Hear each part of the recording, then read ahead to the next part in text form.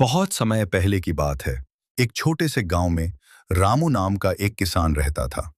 रामू बहुत ही मेहनती और ईमानदार था। उसके पास कुछ भेड़ें थीं जिनको वो रोज सुबह गांव के बाहर हरे भरे मैदान में चराने ले जाता था। रामू अपनी बांसुरी भी साथ ले जाता और जब भेड़ें घास चरती थीं, वो पेड़ के नीचे बैठकर मधुर धुनें बजाया करता। एक दिन की बात है। मौसम सुहावना था। रामू अपनी भेड़ों को लेकर जंगल के किनारे एक बड़े मैदान में गया। वहां घास भी हरी थी और पानी की छोटी सी धारा भी बह रही थी। रामू ने सोचा, आज भेड़ें ताजा हरी घास खाकर खुश होंगी। रामू बांसुरी बजाने लगा और थोड़ी देर में आंखें मूंदकर सुस्ताने लगा। लेकिन उसे क्या पता था कि एक सियार झाड़ियों में छिपकर उसकी भेड़ों पर नजर गड़ाए बैठा है। सियार बहुत भूखा था और रामू की एक मोटी भेड़ को देखकर उसके मुंह में पानी आ गया। जैसे ही रामू की आंखें झपकी, सियार धीरे धीरे झाड़ियों से निकला और भेड़ों के पास आने लगा। एक छोटी सी भेड़ खतरे को भांप गई और ब्लेटिंग मैं करके चिल्लाने लगी। रामू की आंख खुली तो देखा सियार एक भेड़ की ओर दौड़ रहा है।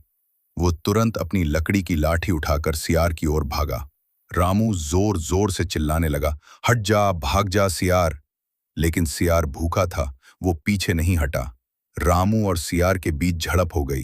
रामू ने डंडे से उसे मारने की कोशिश की और कई बार सियार को चोट भी लगी, लेकिन सियार भी चतुर था। वो भेड़ों के चारों ओर घूमकर उन्हें डराने लगा। रामू को समझ आ गया कि अकेले सियार को भगाना मुश्किल है। उसने अपनी बांसुरी उठाई और एक खास तेज धुन बजाने लगा।